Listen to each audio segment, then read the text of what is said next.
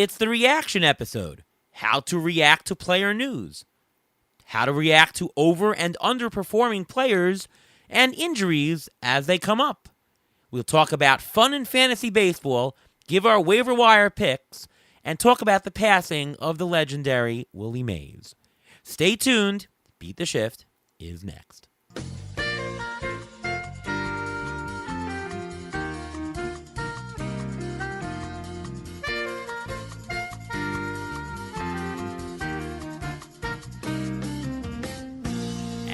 And welcome to another episode of the Beat the Shift podcast. I am your host, Ariel Cohen, and with me as always is Ruvain Guy. How are you, Ruvain? I'm doing great. How are you doing today? I'm doing splendid. We just finished on earning a first round bye in my softball league. We finished in second place, 6-2 record. We beat the team in first place, but just 2 extra inning losses, unfortunately. We did not lose in regulation. But great night last night to secure it, and I played some pickup softball today. We won the game as well, a couple of strikeouts. How you doing, Ruvain? I'm doing well. I think my team, if they were in your division and in your league, we would be percentage points ahead. Where our record is 8-3 right now, so we're doing pretty well as well. Good for you, buddy. Good for you. Well, we've got a fantastic episode tonight, and we want to welcome our guest, Michael Govier. What's going on, Michael?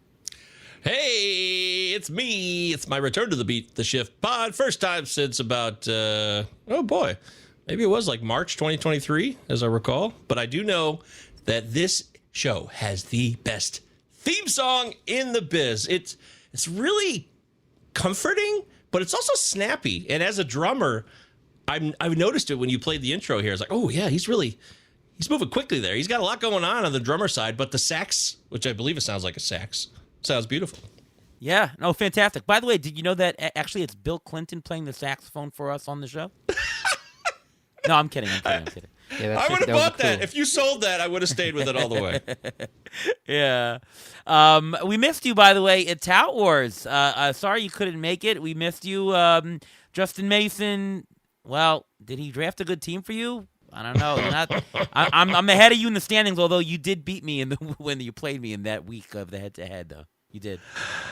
Well, look, Justin did me an incredible solid by being my proxy because I couldn't make it to NYC, which will not happen next year. That's a guarantee. You can lock that in.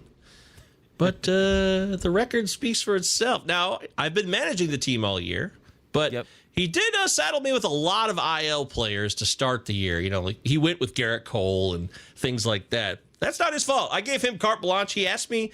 He didn't say, I'm going to do it my way. He asked me if I wanted to keep him updated or like tell him to get this guy or that guy. And I just got to let him do his thing because, I mean, Justin Mason's as steady a player as there is in the biz. So I trusted his acumen and his ability to put together a good team. But my record's god-awful. It's a rough year in Tout Wars for me. All right, well, hopefully you'll turn it around. We do want to mention, though, we don't do a lot of news on the show, but I got to mention, I was very sad and heartbroken to hear that Willie Mays passed away. This is really probably the best all-around player ever. I looked at some of his stats just to see what a great player he was. He had a WAR of 150. He had 4 10-WAR seasons. He had an additional 3 9-WAR seasons, 4 more 8-WAR seasons. I'm telling you, as a Fangraphs guy, lifetime batting average, of course, of 301, 660 homers. He was absolutely amazing. I mean, he was my father's favorite player, and my father's favorite year ever, he will tell me, is 1954, when his New York Giants won the World Series over the Cleveland Indians. I mean, my father, as a kid, would always argue that, with his other friends, Mays was better than Mantle. No, Mays is better. And, that was his childhood. And, me growing up as a baseball fan, it's a lot in part to my dad being, and, Mays was a big part of his life. And so, really sad to hear that, And any thoughts, Ruvain? Yeah, he's one of I think he's the best baseball player all complete all round. 2-time MVP, 24-time All Star, 12-time Gold Glove winner. His rookie year, 1951, he won Rookie of the Year. The next year, he served in the military, and then he came back. That year, 1951, by the way, that was the year when they had the shot heard around the world when Bobby Thompson hit that home run off Ralph Branca. So Willie Mays was on that Giant team that when the Giants won the pennant. He was on deck. He was on deck, by the way. He was on that team. And did you know that before number 24, he wore number 14?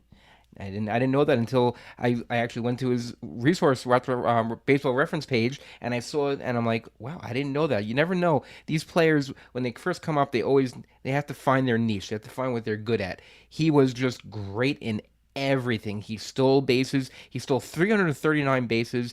I mean, he had RBIs. And I was looking at the numbers. He had almost 11,000 at-bats. He played for so many years, and he was so good.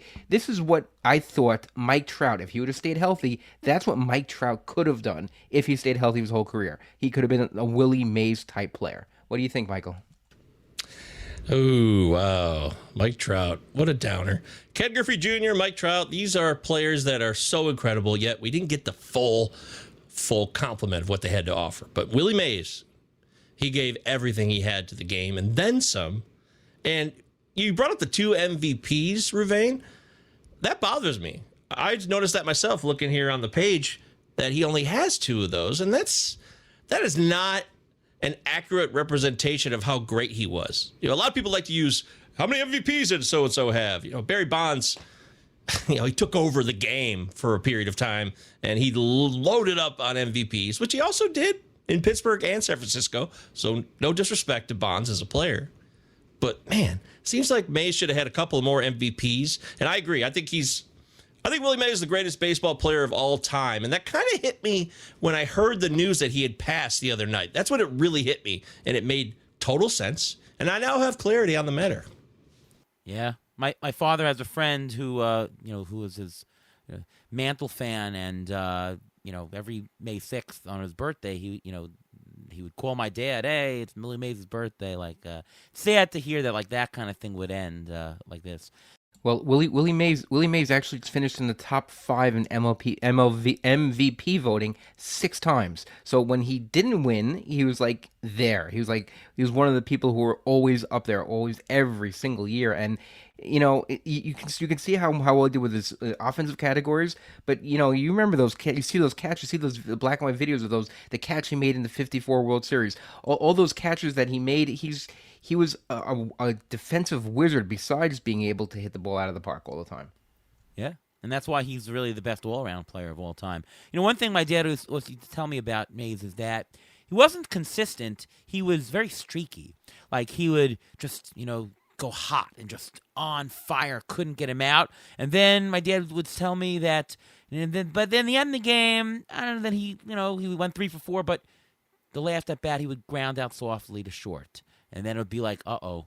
And then he would go 0 for 15 the next couple of at-bats until he would have that one hit in the end of the game, and he would suddenly come back on fire. It was one of those types of players that you could just see go on streak. So really interesting there. And, of course, he finished on the New York Mets, helped the Mets win the pennant in 1973. So he came back to New York, and there you go. And he had his number retired last year. He actually had his number retired at Citi Field because the owners of the Mets made a promise to Willie Mays that they would retire his number, so they ended up actually doing it. They did it at Citi Field as a surprise. People were actually surprised. It was a shock.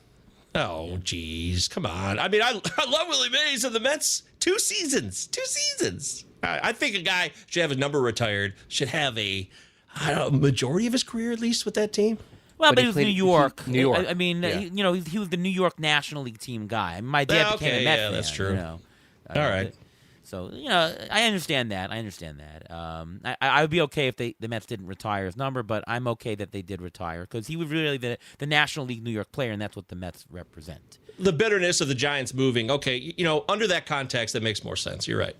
I mean, my dad used to listen to the Giants games on the West Coast, and I can't remember the guy's name, but, they used to have this guy who would announce the games in the West Coast. All he had was a ticker. It would say, out, single, home run or whatever. And he used to make up the story. He would go, and here's the pitch. just on the inside corner. And it's a long fly ball left field. Oh, just one foul. That didn't really happen. He just made it up. And as he went along, and my dad told me that those games, when Mays were in those games, those were the most exciting games that he heard on the radio where a guy was making it up. I can't remember the guy's name, and we'll look it up later. But this is baseball to my dad. Hearing the excitement, and Mays was a part of it. So rest in peace, Willie Mays. We will definitely miss you. All right, so let's do some strategy here, and we're going to call this the reaction episode. And just talk a little bit about how, when, why should we be reacting to things. So, I'll leave a little bit of carte blanche for you, Michael, but just to throw the topic out, when you hear transaction news, player got traded, player sent down, player called up, closer demoted, or, all these types of, reactions, or these types of situations. How do you react to them? How quick do you react to them? Do you go and say, gotta look for another player? I should trade for this guy. What do you generally do when you hear player reaction? Or I should probably ask you, how do you get your news, even just to start with? What is your source, and what do you do with news? This is actually a pretty timely topic because about a week and a half or 2 weeks ago, I was checking around to see where I was getting notifications on Twitter X, and did I have notifications from places like MLB trade rumors? They always have stuff immediately on players, and of course, there's other places with beat writers. Then, do you want to be connected with beat writers? Are they going to have the quickest, latest information on a player? I try to use Twitter as home base. I really do. I find it's the fastest route. I've got the MLB app, and I do get notifications from them, but they don't always seem to be as timely when it comes to even smaller transactions. I mean, we're talking about middle-of-the-road players possibly, which still might matter to your fantasy squad, but the MLB app seems to be about headlines, big plays, right? Oh, what a catch! Sal Frelick's catch, Tyler Freeman's grab recently. Some of these plays that are highlight reel plays instead of transactional information, which I need. So I think Twitter X is absolutely my go-to. Yeah, Ruben, what about you? What are your source, and how quick are you to react to some of this stuff? What do you do when you read news? Well, I'm a lot like Michael here. I use Twitter a lot, but I also want to get confirmation. So I look at see the source on Twitter that I'm getting it from. Is it a beat reporter? Is it someone like an arson judge report or something like that from John Heyman? Or is it from a beat writer who's more consistent, who waits for stuff to come out, like a Jeff Passan? When he says it, it's happening, unless his Twitter account gets hijacked and what's his name? Someone from ESPN got his Buster Olney. Buster Olney got it hijacked also, and also Francisco Lindor was traded to the Athletics, which was fine, whatever. But those things happen. But I think that's the one area. MLB rumors I've been using it for a long time. Those I don't find that it comes as fast. But what I do is I'm basically watching Twitter at all times. There are beat reporters for newspapers that if you follow them, you'll get the details of every single player that you want to know about. I follow almost every single beat reporter of almost every single team. So I'm infiltrated with so much news that I'm able to pick out which I need to use and which I can just say I don't really care what they're saying. Yeah, I also use Twitter quite a bit. I think for me, the reaction to a lot of these centers on playing time. Like if I can see that the news is going to depict a player losing playing time, then I might think about what to do. Of course, it matters what league I'm in, the league size, right, and what the actual news is. But a lot of the what to do and why centers on playing time. This guy is hurt. Okay, who takes over? Who is going to get the new playing time? Player moved down. Who gets the playing time? Closer goes down. Who is the new guy? Will they split time? How much of the saves are they going to get? The most important question to me is playing time, because stats are completely tied down to playing time. You play more, you accumulate more stats. Is that fair? Yeah, that's definitely fair. And I also use roster resource on Fangraphs and Mike Curlin's MLBplayingtime.com, which helps give me a picture of, okay, who's on the roster right now? Who's on the 40-man? Like, those things will matter to me as well, because I want to make sure if I'm making an ad, and obviously this is daily transactions versus weekly or maybe every 3 days your waiver wire runs. I have a few leagues where it's Monday, Tuesday, Thursday, right? So it depends on the context of those leagues as well. Hey, can I make a move now, or am I just going to be sitting here waiting and hoping for a few days until Fab runs? In the immediacy of daily transactional leagues, I have absolutely in the past gotten news and immediately added, particularly with closers.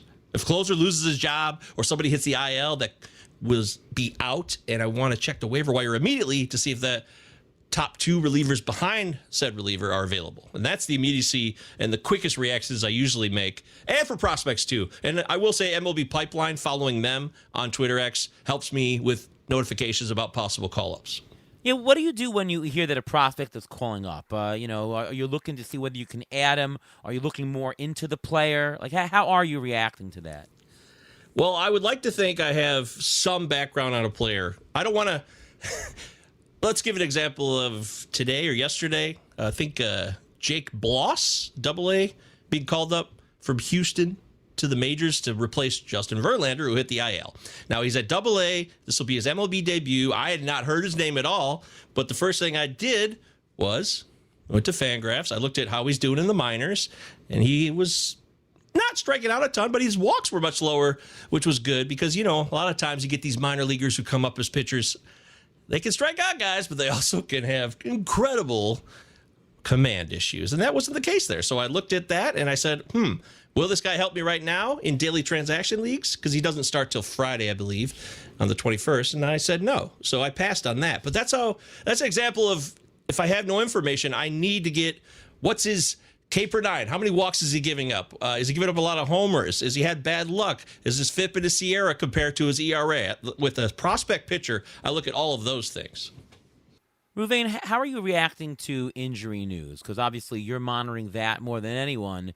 Are you quickly adjusting your lineups, your daily lineups? Are you looking and trying to diagnose and see how long they're out? Like, what goes through your mind when you see injuries? Well, when I see them, I take a look at my lineup and see if I have a replacement on my bench. That's the first thing I see. Even if it's Monday or Tuesday and my lineups are just locked and they just announced early Monday or Tuesday that the player's injured, I'm looking right away. Like, for example, a couple weeks ago, Ty France went on the IL, and I'm thinking, what am I going to do? Am I going to drop him? Am I holding on to him? How many people hold him? I'm going to NFBC to see how many people own him, how many people are dropping him, what's going on. I'm looking to see exactly what's going on with these injury reports. And then I see, wait, it says heel fracture. So in my mind, obviously being in the medical field, I know fracture usually takes some time to get better. And plus the heel, if it's going to affect his power, because I have Ty France playing corner, I want some power. So then I'm thinking, who's going to replace him where he's playing? Meaning, if he gets hurt and he's in Seattle brought up this guy named Tyler Locklear, who I happen to remember. I recalled his name from First Pitch Arizona. There was a podcast, and there's a guy Sam on one of the podcasts. I think it was I forgot the name of it. And he's a big Seattle fan, and he happened to mention Tyler Locklear, and he mentioned him a lot, and that name stuck in my head. So what did I do? I saw Ty France was being put on the IL, and they called him up. I went to Fangraphs. I went to his minor league page. I went to see exactly how he's doing, and I'm like, wait a second, nobody owns him. He said they already said he's getting all the playing time when he goes down. So I thought, oh, that's a perfect fit for me. I dropped Ty France and I picked up Tyler Locklear. When I picked him up, he was still only 4% owned. I played him last week. He hit 2 home runs. I said, okay, this is the power that I expected, and that's what I want. So when you get the injury information, see who's coming up after them. See if the manager or the general manager say, okay, this person to get the bulk of the playing time after him, and you know what? If he's on your team and he's available on the waiver wire, go after it. Yeah, I mean, you centered there on the playing time. That's, again, the first Correct. question always is, how does news affect playing time?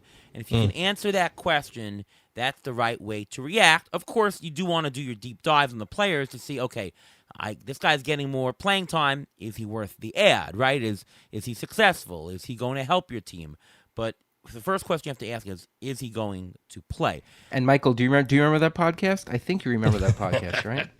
In fact, Utah, give me 2. that's the Palazzo podcast. That's right. 2 L's, 2 Z's. That's what we do. And that was Sam Wershing, who's an excellent follow himself on Twitter, SamFBB1. Sam's a great guy. He loves Seattle baseball, and he knows a lot about pet food. I'll leave it at that. So, want to ask about reacting now to performance. So, very often you have players in slumps and who are accumulating terrible numbers. Sometimes you have the opposite where people are just hot as heck. How quickly, Michael, are you reacting to slumps? How quickly are you reacting to hot streaks? And I guess the question maybe is better answered if you want to split it up pitcher versus hitter, because there might be a different answer for each. I don't think so from my perspective. I've never been as patient as I am now. I'm much more patient. I don't panic too quickly, especially with hitters. They play every day. A guy like Gleyber Torres, for example. Now, this is a guy who I think I'm wrong about now, but 6 weeks ago, 5 weeks ago, a month ago, people were saying, hey, is Gleyber Torres going to turn it around? And I say, oh, yeah. I mean, he's just had a rough start. This is a baseball. Sometimes there's slumps. But that concept doesn't always ring true, right? Gleyber Torres' 2021 is an example of that. He had a full season. It was pretty bad. And that could be this year. So if you're waiting for a player who you expect, who's shown you production prior and had the talent to be there in the first place, and you expect, okay, he'll get back to level, right? He'll heat up. Nolan Gorman did that. Nolan Gorman was very, very cold, but then he went on a tear. Hunter Brown was terrible to start the year for the Astros, the pitcher, and now he's white hot, right? So it comes down to how much help am I getting for the rest of my roster? Can I carry this dead weight longer if I'm seeing signs that there will be a turnaround? And again, I want to look at, for like Gleyber Torres, I was looking at his K rate. Did it go up? Did it go down? I also noticed Gleyber Torres on Fangraphs that his infield pop-up rate had jumped way up this year. So he's just popping everything up. And he might be trying too hard, pressing. These are things I will look at and say, well, if he can make that adjustment, better days are ahead. There's a lot of people hoping Vladimir Guerrero Jr., hey, if he can just lift the ball, he'll be amazing. But it's not that simple. So it's all about how much can I carry with the dead weight? Do I have other players helping me out? And can I gain a player who will help me now and not have too much FOMO on the player I dropped coming back to bite me later on because he kicks butt? Hey, Michael, I also want to point out that I think you and I are both the only people who pronounce Gleyber as such. I actually think it's pronounced Gleyber Torres, and I've never heard anybody else say that. I say Gleyber, but you say Gleyber. I do. I'm from Michigan, I guess. Blame it on that. It is Gleyber because John Sterling says that it's Gleyber Day whenever he hit a home run, so it's Gleyber. Okay, I will correct going forward, or maybe I won't. No disrespect to Gleyber. Yeah, yeah. I mean, there's a few people that I know that I mispronounce. The one of them I do on purpose, of course, is Jacob deGrom. We call him deGrom the Bum because he didn't talk to us at spring training. He just snubbed us, so we call him deGrom the Bum. We are not Jacob deGrom. We were never Jacob deGrom fans at the Cohen household. So, anyways. Just don't end up like Eminem's Stan. That song ended terribly because he got disrespected by Eminem. He loved Eminem, but he felt disrespected by Eminem, and things took a turn for the worse. Yeah, I don't think it's going to bother Jacob deGrom about Ariel. I really don't think so. But, you never know. Ruben, how do you react to overperformance or underperformance? How quickly and what are you looking for?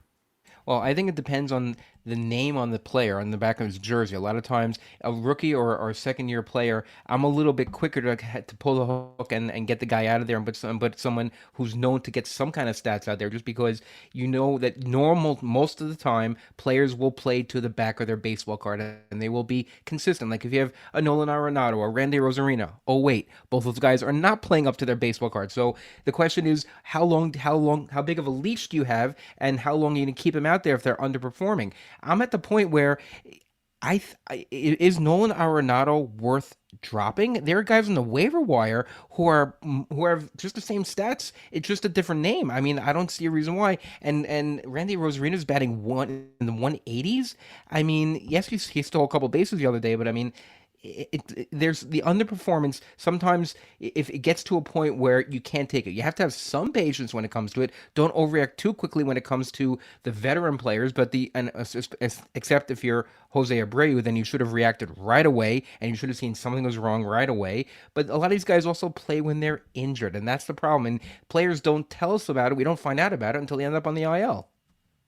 Yeah, that's the hardest thing is injuries when you just don't know. I mean, remember last year Anthony Rizzo? I mean, after a while it was clear that this guy is playing injured, and it took a while. Listen, the one thing you can do, of course, is you can always bench a guy if he's in a prolonged slump, right? Don't drop him. You can bench him. It's hard to say. It's hard to say what to do because it's hard to differentiate between injury and slump. You want to look at stats and you want to look at and see if he's lucky, see where his BABIP is, see if he's unlucky. For pitchers, look at their strand rate, look at your BABIP, see if luck has something in, see if the strikeout rate is up. Is he not getting results? I mean, what do you think of like Luis Hill? He's been pitching out of his mind. The numbers aren't fantastic for him underlying, yet he's getting it done. And look what happened today. He threw a stinker. You have that happened to kind John of Gray too, though. That happens. That it's not indicative of them as players, right? It just happens, or is it? Maybe it is more. Well, serious. I mean, from an analytics perspective, he was the first guy, Luis Hill, that I would said, "Oh, this is a ticking time bomb."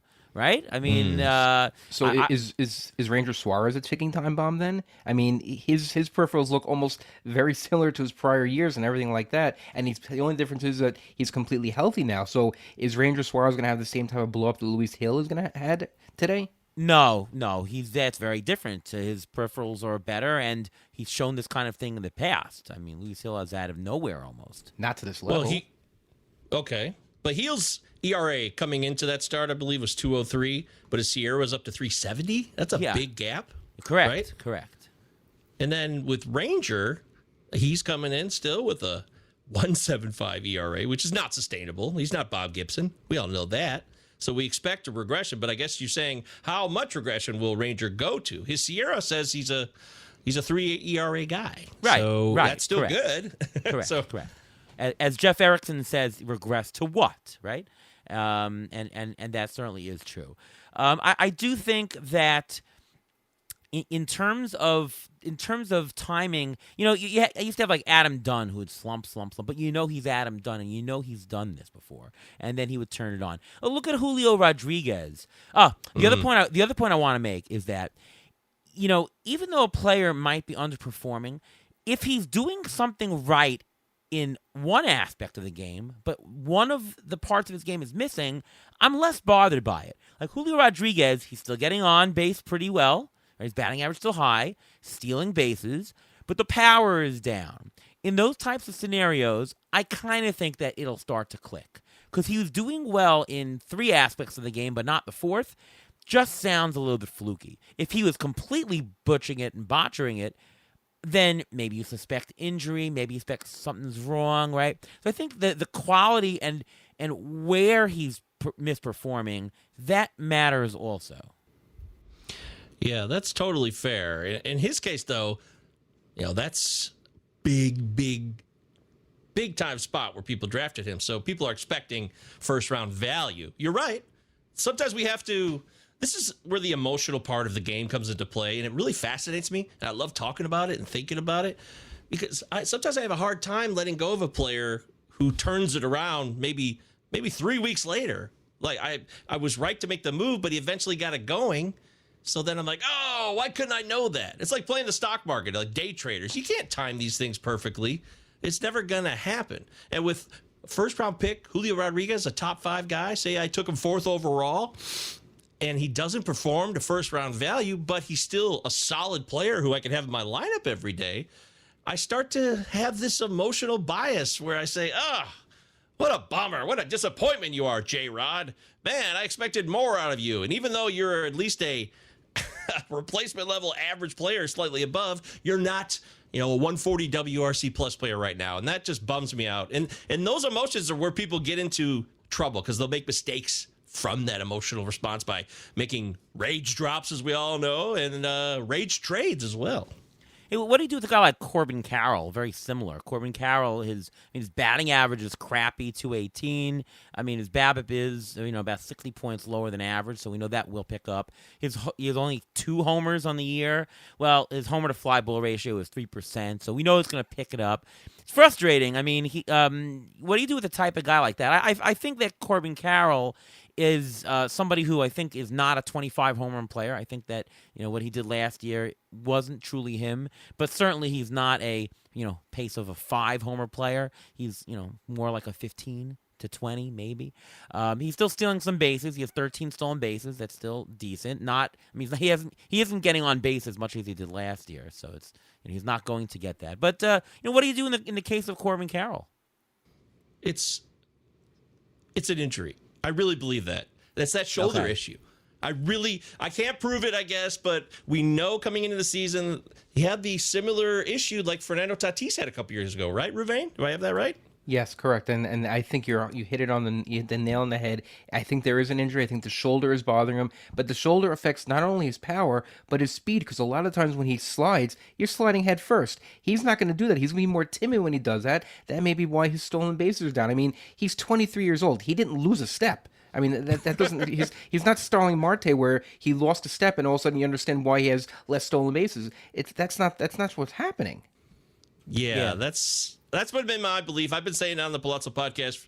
Me and Mike Virginia have been saying that for like a month. I think that shoulder is a problem. He's trying to gut it out. He knows he can't really solve that problem this year. He'd probably have to have surgery, right? And that would require time. And they just came off a World Series appearance, and he just blew up last year. He's young, so all of those factors come together. I really think that's the issue here. And I just stayed away because of that this year. I guess I lucked out.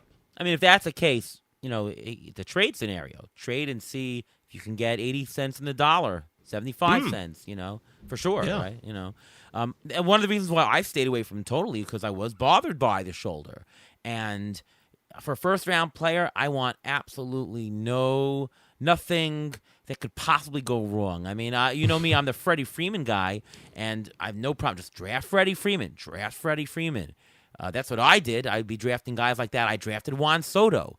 I drafted those types of guys. I mean, look, people drafted Ronald Acuna. I think that was a fluke. I mean, what do you do there?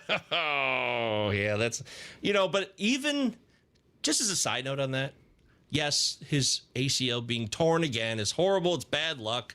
But after what he did last year, just what I know about watching baseball for 30 plus years and playing fantasy baseball for many, many years, it just felt like there's no way he could do what he did last year. It didn't mean he'd be terrible, but I just decided to go in a different direction this year. When I had opportunities to draft Acuna, maybe at 1 or 2, I chose not to. I went with Ohtani. You passed up on Acuna on the 1 spot? Really? Yeah, I did. In one league, I had the chance to do that. I did. I'm not kidding you. Yep. Wow. Because, but help me through why you would do that. Obviously, like in an auction, I would not pay $55 for Ronald Acuna. I'd pay $45, but not $55. Like that's something else. But at 1-1, I had no reservations about drafting Acuna. I didn't have a health concern at the time. And if you're not, I mean, who else is going to have the best percentage chance to return first round value than Acuna? What was your rationale for not drafting him? I just thought that Ohtani's value was just as valuable this year.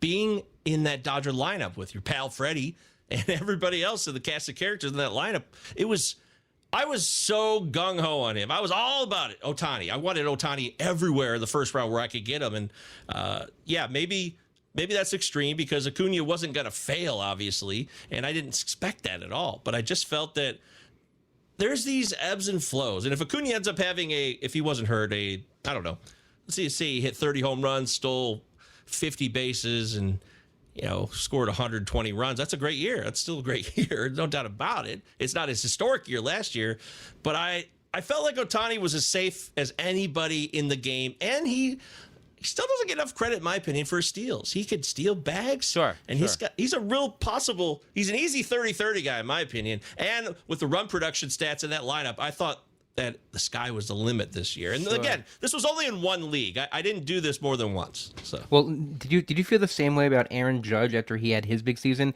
That it's just not that he's not able to repeat that. I mean, wouldn't you have drafted him in the top 5 last year? And if not, then why not draft him in the top 5 this year if he was fully healthy coming into the year? You know what I mean? You're right. And that was a mistake. I did stay away from Judge last year, but I allowed that judgment to cloud this year because it was 2 years removed, and that was a mistake on my part. I went a little too long with the bias, and I should have reassessed him. I didn't know he'd be this good, but he was definitely going to be better than he was last year. But that toe, don't forget the toe in the preseason. It freaked me out a little bit too. By the way, did Justin Mason draft Acuna for you in our league? He did not. I did not participate in that. He got Freddie Freeman, your old pal, your man. There you go. That was and the Mookie right Betts, choice. who we just lost. So. Yeah.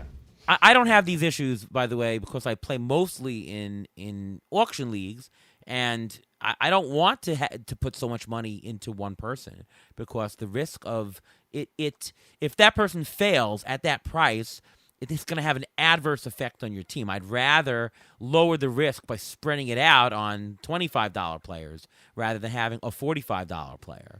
Yes. And I just want to say that I agree with you more than ever. I am so down with playing auctions. I want to be like you. I do. I want to be in as many auctions as I can. I got to do the First Pitch Arizona auction 12 team last November. So I got in that and I love it. And I see what you're talking about. I completely agree. I don't want to pay $60 for a superstar. I'm happy to spread it around. I love those. And I can't wait to get into more leagues like that as I continue to develop. And if you play a draft, you're forced to sort of quote spend that because, the draft capital at the top of the draft is that kind of thing. I'd rather not. I'd rather have 3 third-round picks than a first. That kind of thing.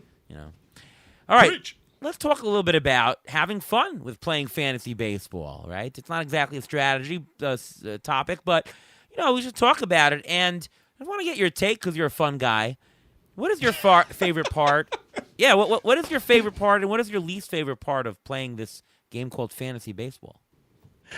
Oh, thanks for labeling me a fun guy. That's good. Are you not? That. No, I am a fun guy. I have moods, and life is hard sometimes. But I generally, if all systems are running normal, I am a fun guy. Ruvain, are you a fun guy?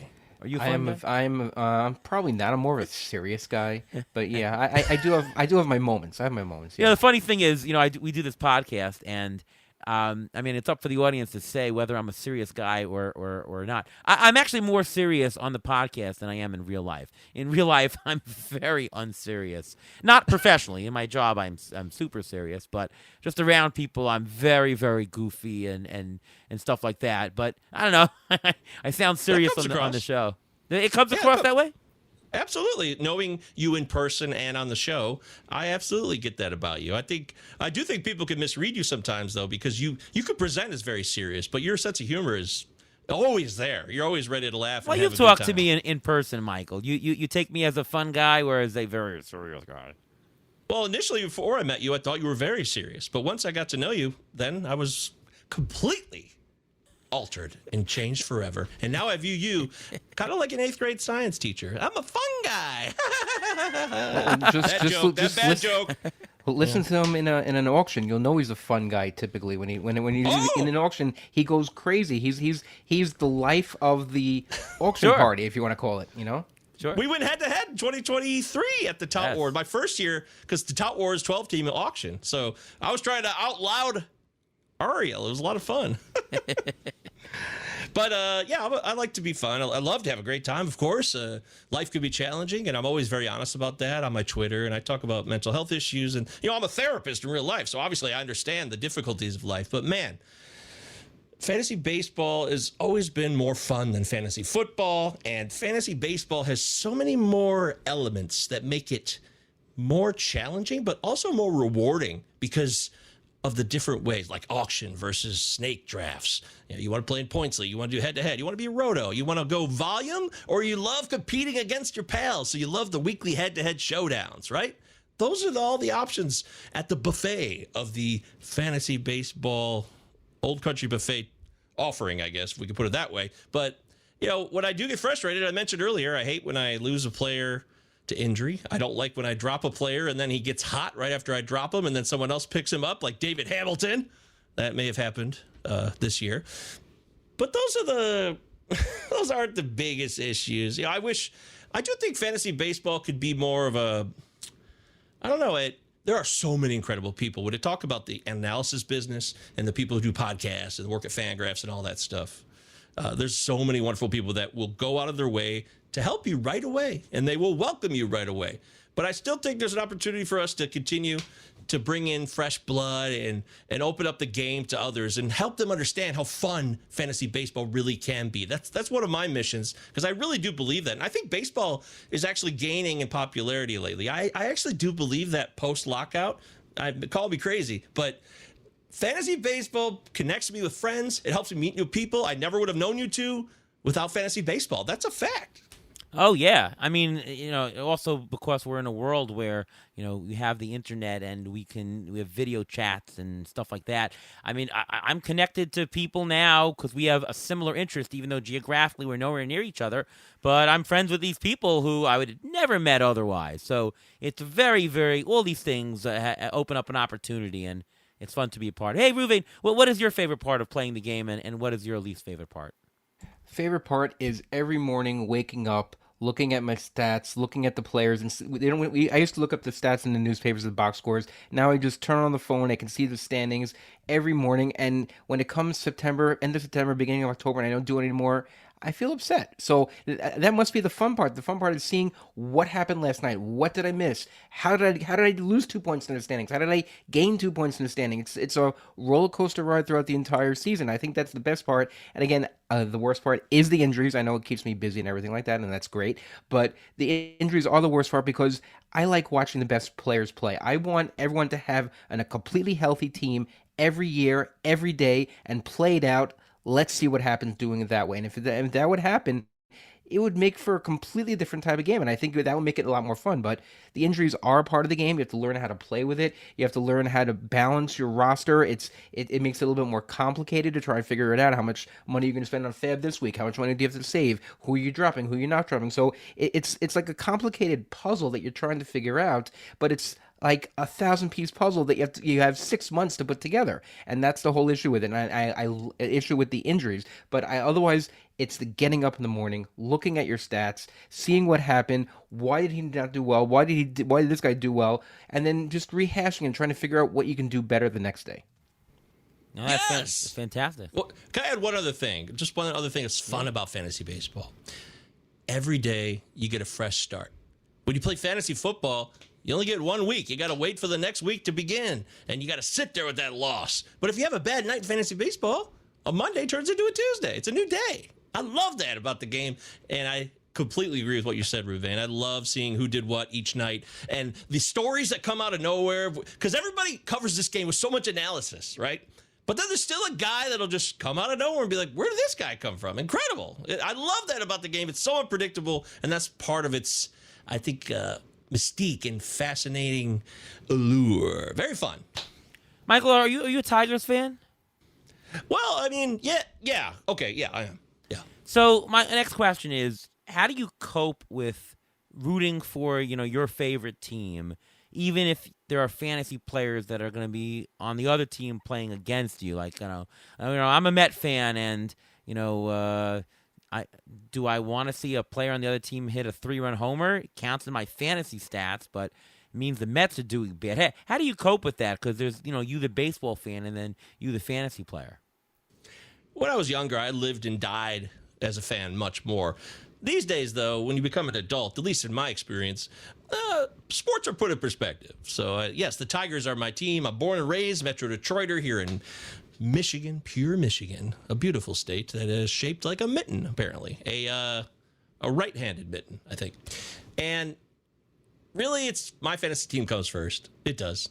So I love the Tigers. I do have issues with their owner, Chris Ilitch. I think he's got some problems. Javi Baez is very depressing. So when I want to be happy, I focus on my own fantasy team. My fantasy team always comes first.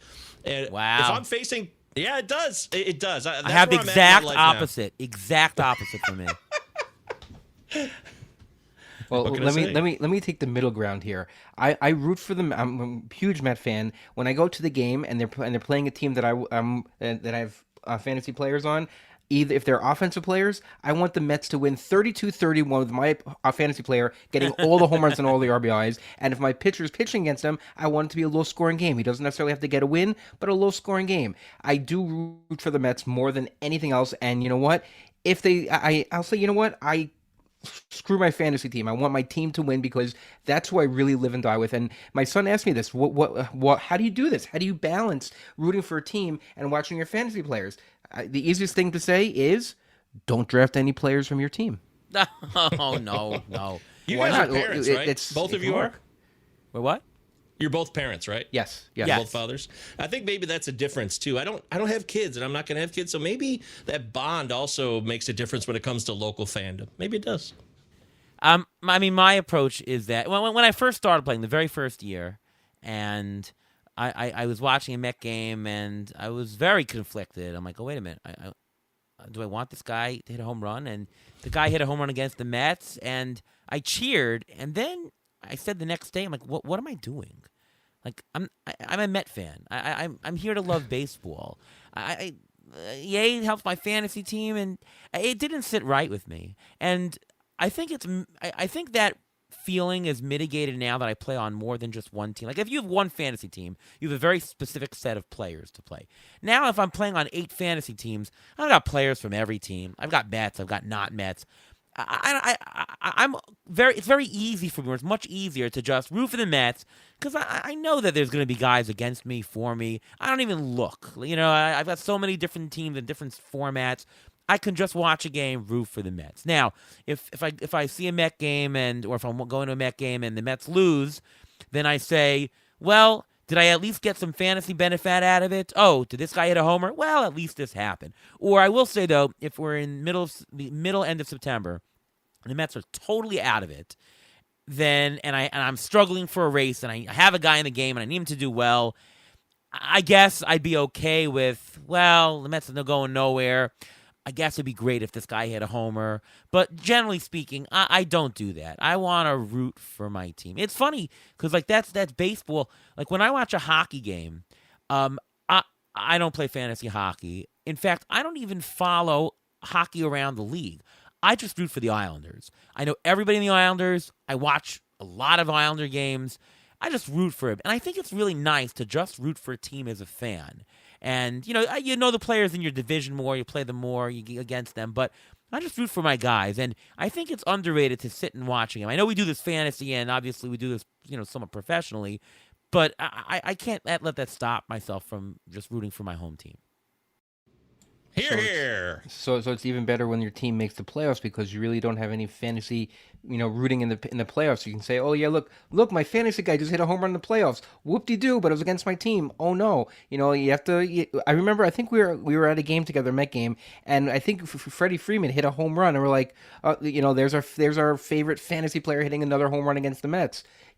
Those things happen, and that's why we knew so much about Freddie Freeman because we saw him so much just by watching our team because they play them over and over and over again. You get used to the players, you see their tendencies, and you see sometimes how they're trending, and that's something that people in certain markets have a better advantage. Like if you live in Seattle, the Seattle Mariners, the guys coming up. You live in San Diego, the guys from San Diego. You live in Detroit, you live in Texas, these guys better, so you have a little bit of an advantage if you're drafting in a league that's, let's say, countrywide. So you have a little bit of advantage when it comes to that. Yeah, I mean, if we're playing in a high stakes NFBC league and we're coming to the end of the season, I mean, and the difference between first and third is $5,000.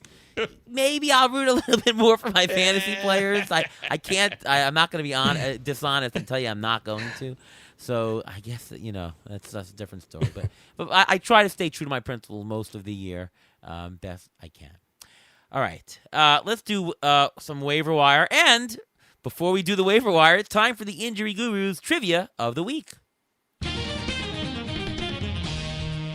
Well, the trivia is going to be revolved around my waiver wire pickups. The first guy is I'm going to try to have you guys figure out who this player is. He's a player who I'm recommending to pick up from the waiver wire. I'm going to give you his stats. Let's see if you can name the player. It's a relief pitcher. 27 appearances, 25 and 2/3 innings with 29 strikeouts, .9 WHIP, .7 ERA. Who am I?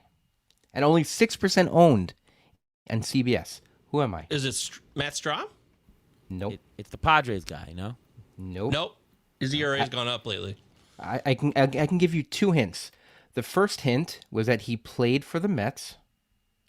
The second hint was that he was traded for Daniel Vogelbach.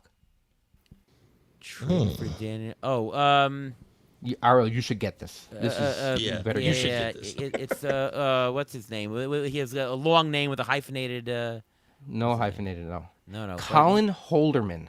Oh, Holderman. Colin Holderman. He's only 6% owned, and listen to those stats. Yes, he plays for the Pirates. Looks like the but Mets got the wrong end of the trade there. Yeah, they screwed the pooch with that one. Yes, Colin Holderman is one of the best relief pitchers who is completely unknown because he plays for the Pirates. And you don't think, oh, I'm going to get a middle reliever. I'll get the Pirates guy because you don't get that many wins out of him. But look at those stats. Those stats are unbelievable. They're talking about possibly trading him if they fall out of the playoff race. But he's a guy who has definite fantasy value and is only 6% owned in CBS. Another guy who I want to mention is Ben Rice. He was just called up by the Yankees when Anthony Rizzo went out. He's 27% owned in CBS, but his big calling card is that he's catcher eligible Yes, that's and right. he's playing first base. Now, the only issue is that he may not play the full game. When the Yankees are ahead, they seem to be taking him out and putting in DJ LeMahieu for defense, so he may not play a whole game. But if you have a two-catcher league and you need a catcher and you don't want to have Jacob Stallings or Hunter Goodman or someone like that, then he's the guy to pick up. And he's, like I mentioned, he's only 27% owned, and he's going to get picked up all over the place this week because he plays for the Yankees, and it's well known what's going on with him. And one other guy I wanted to mention is Chad Green. He is the closer for the Blue Jays right now. He's an instant pickup if you need a closer. Yimi Garcia's out. Jordan Romano's out. He's only 16% owned in CBS. And even if he doesn't close, but I think he will close, even if he doesn't close, he's got a 1.72 ERA, a .89 whip with 13 strikeouts and 15 innings this year. So he still gives you good stats even if he doesn't get you the save. These are great pickup suggestions, Ruvain. What about you, Michael? Wow, how about that? A couple points here. First off, we could dedicate a whole segment to talking about guys like Jeremiah Estrada, Matt Strahm, your pal Colin Holderman. These guys were relievers who don't necessarily get saves.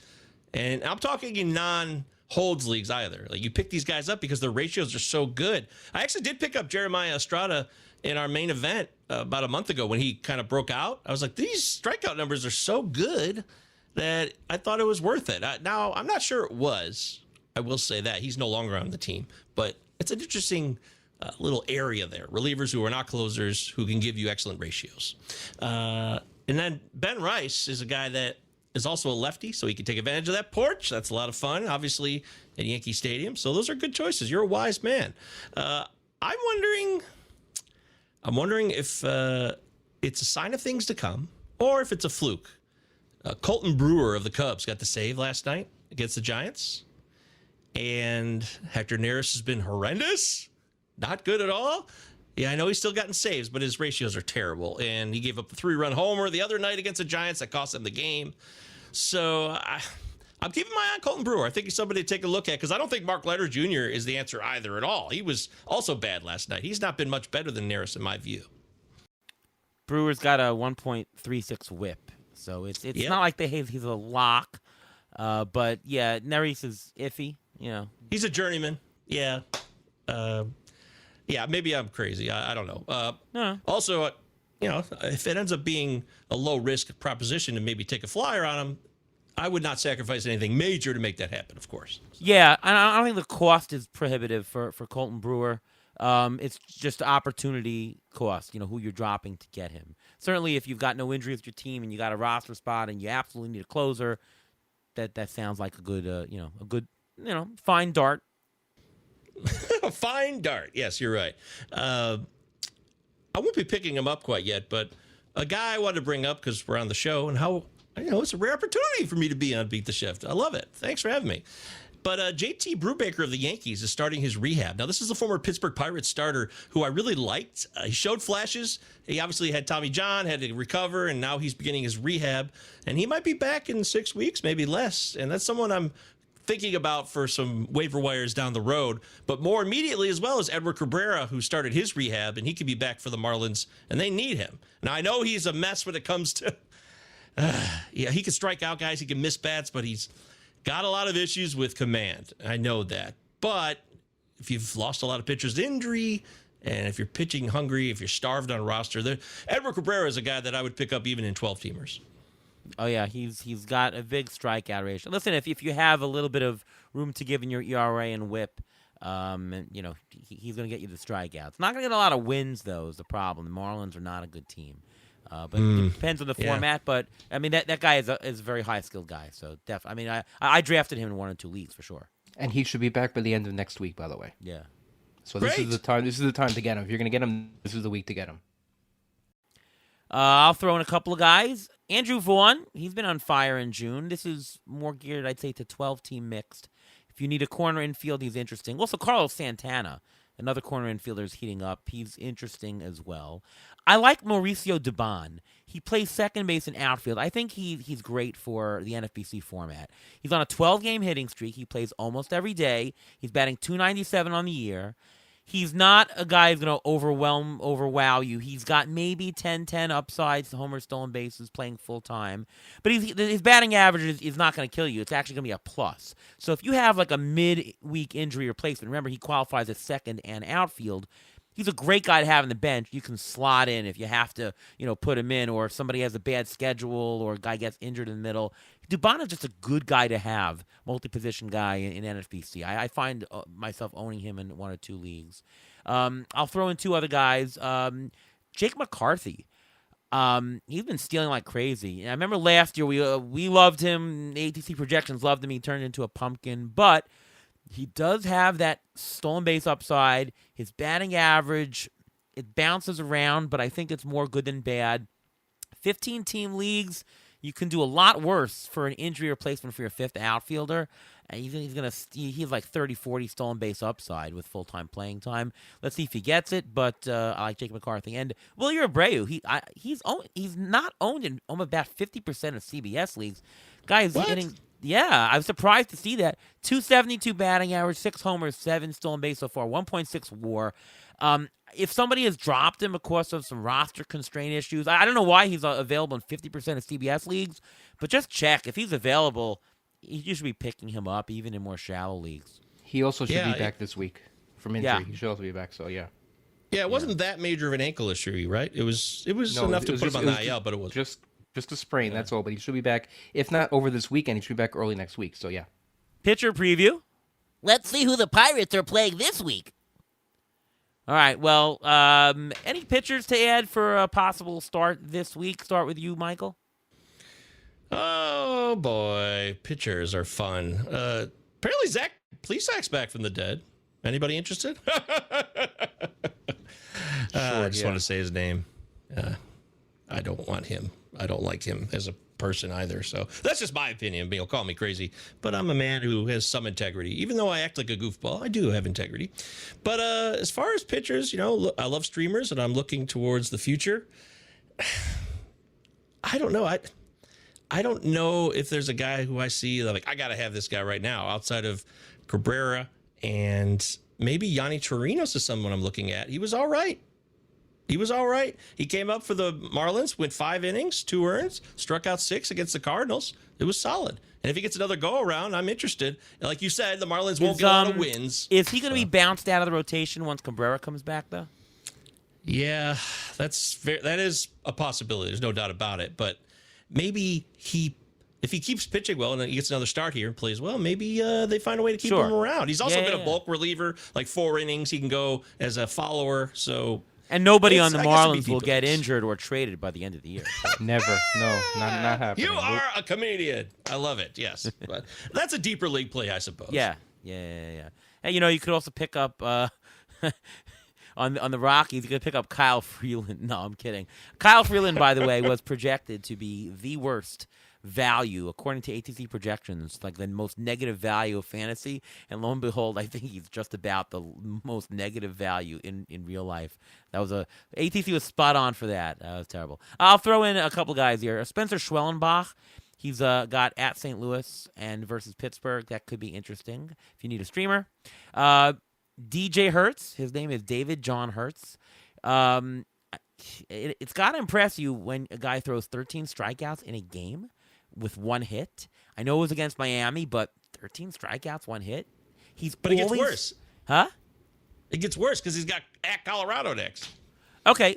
No. Actually, I have him. I have him as at San Diego, and then next week, and then two start the following week against the Mets and St. Louis. Oh, okay. So yeah, that's fair. I think it was a fluke. So, it probably is a fluke. Although I'll say this though, he's always had very big strikeout numbers in the minors. He throws a ton of walks, so it's the type of thing that if you can take a little bit of an ERA hit, but you see that strikeouts are lacking, you throw him in a 2-start week if he's pitching. You can end up with 15 strikeouts. It's not the worst thing you can do when you're in a deep league and you're throwing in a two-star pitcher, right? You're getting some of that hit. In the right league, it actually makes a lot of sense. So I find him interesting. And by the way, Gavin Williams could be back as early as next week. He might even actually be a 2-star pitcher. He would get at Baltimore and at Kansas City potentially. I think he's supposed to start on Tuesday. So this is an upside play. He's available in about 35% of CBS leagues. It's an upside play. So, if you're down, you're one of the lower teams in the league in about a 12-team league, could be available and might be interesting to you, Gavin Williams. Anybody else, Ruvain? Yeah, you stole my Schwellenbach. I was going to mention him, which was interesting because he is 2-start and he pitched really well the last time out. Last time out, I believe he went 7. He struck out 7. He went 6 innings against your Tigers, unfortunately, Michael. But he pitched really well. He is one of the top prospects. He's only 34% owned, and the possible 2-start would be against possibly Lance Lynn and Bailey Falter, two guys who are not really ERA hounds right there. So there's a chance that Atlanta can score some runs there. And I wanted to mention Hogan Harris of Oakland. Yeah! He's got a 1.8 ERA, and his WHIP is also really good. He's got 27 strikeouts in his first 30 innings. He got a win last week against the Minnesota Twins, and this week he is scheduled to play against Arizona. Yeah, he's scheduled against Arizona. Yeah, so he's got a very good matchup, I believe, and he's a guy who's only 9% on CBS. He is a lefty though, so that may play against him, but this is a guy, if you want to take a risk on a 1-start guy, he's got some upside. He's gone 5 innings, his last 5 innings or more, his last 4 starts, so he will give you the length possibly to get you a win.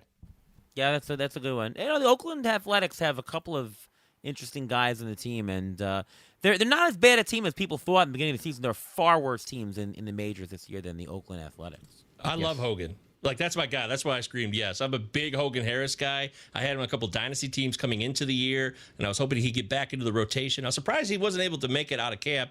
Joe Boyle took precedent apparently, but yes, great call on Hogan Harris. I love it. All right, Ruvain, injury update. All right, well, we got a lot of high-profile players went on the IL this week. Mookie Betts, he got hit in the wrist with a pitch. He got his fracture. Right now they said he will not need surgery, but out 6 to 8 weeks. His replacement is probably going to be Miguel Rojas, so if you want him, I guess. Michael Harris is on the IL with a strained left hamstring. He was diagnosed with a grade 2. There's no timetable for his return, but a grade 2 hamstring strain is usually 6 to 8 weeks. We'll see how that goes. Bo Bichette was placed on the IL with a right calf strain. He missed the last couple of games. We don't know how long he's going to be out for, but IKF will get some time, and they also brought up a prospect, Orelvis Martinez. So we'll see who gets more playing time there at second. I'm going to give an update on Mike Trout. He's still recovering from meniscus surgery, but he said that his recovery has gone slower than expected, and there's no timetable for his return. So there's a chance he may not be back until the end of July, beginning of August. Yoshinobu Yamamoto was placed on the IL. He was taken out of the game with triceps tendonitis, but now they're saying it's a rotator cuff strain. When the manager comes out and says his season is not ending and he's not going to throw for a couple of weeks, but we'll go from there, that's a little bit concerning whether he's going to pitch again this year. When a manager says his season is not ending, get a little bit nervous, so you don't know what's I going to think go my on there. Imanaga beats Yamamoto pick is going to actually work It's this year. 100%, and Yep. the Dodgers are in twice a bit of trouble because Walker Buehler went on the IL with hip discomfort. He was hit with a comebacker, but he was dealing with hip issues to begin with, so there's an issue with that. Kyle Bradish, I know Arlo, you had him in a bunch of leagues. Yeah, a lot of Bradish. He had the internal bracing done this week, so he's done for the year. Jordan Romano and Yimi Garcia, I mentioned them before. That's why you should go get Chad Green. Jordan Romano still has no timetable to return. He's got the right elbow inflammation. And Yimi Garcia had a clean MRI, but he has right elbow ulnar neuritis, which means he got a nerve problem in his hand. So that's something you have to watch for. So Chad Green is the man right there, and I don't think those other two guys are coming back anytime soon. A lot of injuries there. Those Braves. Wow, you got Acuna and Harris. I just want to say, and they're still Nate making Pearson playoffs. might be the guy there. Maybe I'm just gonna say that. I want Suddenly Yes. the Mets are healthy. The Mets are healthy and kicking Yes. butt. That's our thing. Yes, Nate Pearson actually picked up a save, I think, last week. So he's a guy, he's been a prospect, he's been a starter, but they may be moving him as a possible closer. That's also an interesting pickup just to see. Look over the weekend, who are they using in a save situation if they have a save situation? Yep, good call. A lot of fun tonight, Michael. I want to thank you so much for coming on the show. Really enjoyable to have you, and we touched on some good topics here. So thank you for coming on. Why don't you tell everybody where we can see your stuff, where we can listen to the Palazzo podcast and everything you do? You know, isn't it amazing? Talking baseball, time to just fly by. It really does. It's really been a pleasure talking baseball with you guys. I truly mean that. It's so much fun. Every time I get to do it with people I haven't seen in a while, and we just start flowing like this, it surprises me, but it always makes me feel good. So thank you so much. Love the show. You guys are the best. And the Palazzo Podcast is where I do most of my fantasy baseball work. You can find me and Mike Virginia, Ben Chase, Robbie Baseball, Britton Allen, Sam Worship, the Sam referenced earlier in the show. All those people are on our show. We do about 3 shows a week. You know, Sunday Fab Show, 12 noon. Then we do Prospects Power Hour Monday nights. And then usually the Friday Bozo Show. And they're all live streams. So go to our YouTube, subscribe. We do it live. You can ask questions. And that's really like a nice bonus. Something I love doing in real time is answering your guys' questions. The Palazzo Podcast, 2 L's, 2 Z's, everywhere on socials. And that's how you find us. And also check me out on Mondays. I do a AMA, Ask Me Anything, on the Fantasy Baseball subreddit. A place that some fantasy baseball analysts dare not go. They can be tough, a tough crowd on the Fantasy Baseball subreddit, but they're good sports. So every Monday, 12 noon Eastern, I do a AMA. You can ask me anything you want about your teams, a player, or anything that comes to your mind. What is a tough crowd? It's one that will push back, call you out, maybe be cruel and rude, possibly. So maybe just troll you straight out. Yeah. So That's Gotcha, an active yeah. crowd. That's all. Yeah. that is. That's all. Call that in New York. That's an active crowd. That's all. Michael, are you Oh, going of back course. to are you going back to Arizona in this November? I have every intention to do so, my good man. I'd love to see you two out there once more at First Pitch Arizona, which starts on Halloween this year, I believe. So. Ooh, that's right. That's right. Yeah, get out there and scare some people. Yeah, it is what it is. It's usually the first week in November, but I guess they whatever the schedule worked out, it's coming into October. But we're gonna have some fun. I'll be there. It's always fantastic. If you have never been to First Pitch Arizona, definitely go. If you're listening to this podcast, you enjoy fantasy baseball, you got to go one of these years. And people who go usually don't stop going. Yep. So much stuff there. Ruvain, what about you? Well, I'm probably not going to be going to Arizona. I have a family function already scheduled for that weekend, which was planned in advance, which unfortunately I'm not going to be able to make it, but I will be listening. I'll listen to all the podcasts that are going on there and everything like that. But in the meantime, you can follow me on Twitter, X, whatever you want to call it, at MLB Injury Guru, where I tweet out injury updates as they come. I also have a weekly article with Rotoballer discussing all the injuries I discussed, plus many more. And I'm Ariel Cohen. I'm over on Twitter X at ATCNY. I'm at Fangraphs, Rotoballer, Beat the Shift Podcast here, all that good stuff. Thank you so much for listening. Michael, thank you so much once again for coming on. This was a blast. Thank you, boys. Thank you so much. It's been a pleasure. Beat the Shift rules, and I'll always be here if you need me. All right, that's it from us. We'll see you next week for more information. Good luck in your fantasy weeks as we're getting close to it. They're about 40% of the league, 45%. We're getting close to the middle of the season. Hopefully you're doing good. Check those standings in your roto. See where you can gain points. and grind it out as always. We'll be here to help you along the way. Once again, thank you so much, Michael Govier, for being on the show. And from all of us here at Beat the Shift, we'll see you next time.